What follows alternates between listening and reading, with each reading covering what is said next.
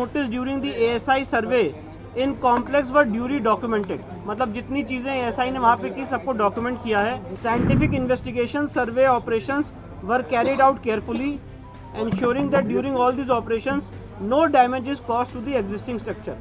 It can be said that there existed a large Hindu temple prior to the construction of existing structure. Archaeological Survey of India की जो report आई है उस report की मैं आपके सामने एएसआई ने जो ब्रीफ फाइंडिंग दी है वो पढ़ के सुनाने जा रहा हूँ. आर्कियोलॉजिकल सर्वे ऑफ इंडिया ने अपनी रिपोर्ट में लिखा है,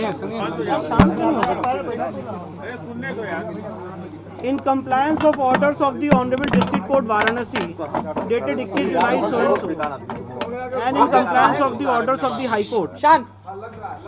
एएसआई की जो फाइंडिंग्स हैं उसके बारे में आपको बता रहा हूँ. All the objects which were noticed during the ASI survey in complex were duly documented. मतलब जितनी चीजें एएसआई ने वहाँ पे की सबको डॉक्यूमेंट किया है. These objects including inscriptions, sculptures, coins, architectural fragments, pottery and objects of terracotta, stone, metals and glass. Objects which were required first aid treatment were treated at the site. In compliance of the order dated 13 September, these objects were handed over to the district administration. मतलब ऐसा ये कह रहा है कि ASI के सर्वे में जितनी चीज़ें उनको मिली थी कोर्ट के ऑर्डर की कंप्लायंस में उसको उन्होंने डिस्ट्रिक्ट एडमिनिस्ट्रेशन को सौंप दिया है. Scientific investigation survey operations were carried out carefully, ensuring that during all these operations no damage is caused to the existing structure. अब जीपीआर सर्वे पे एएसआई की क्या फाइंडिंग है मैं वो आपके सामने रख रहा हूँ. GPR survey in the north hall indicated a small skin hole type cavity in the floor at 1-2 m depth towards the north door. A steep and deep narrow cavity adjacent to the central hall passage and the floor having a large accumulation of mortar bed thickness.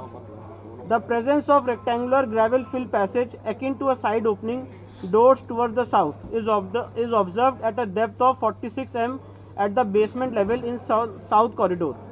A similar opening at the shallower level down to 3 m is observed in the north corridor, north of the north hall and west of the cellar.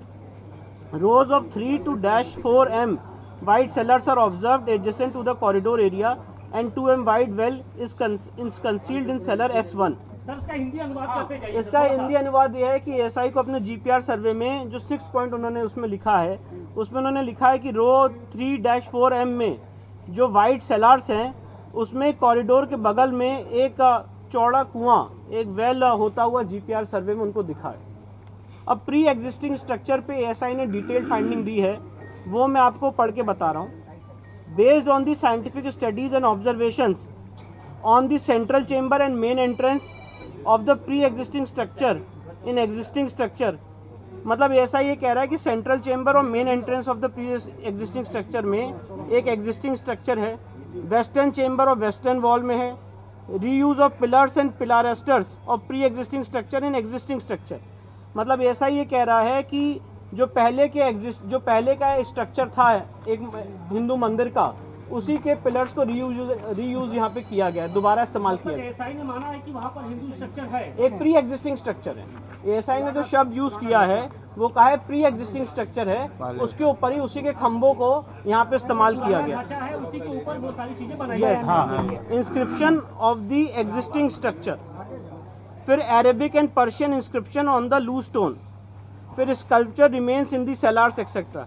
It can be said that, अब ये ASI का जो conclusion है मैं वो आपको पढ़ के सुना रहा हूँ.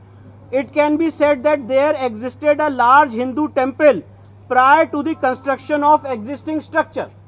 मतलब एएसआई ये कह रहा है कि ये कहा जा सकता है कि यहाँ पे एक बहुत बड़ा भव्य हिंदू मंदिर था prior to the construction of existing structure. मतलब इस मस्जिद से पहले इससे पहले यहाँ पे एक हिंदू मंदिर एग्जिस्ट करता था.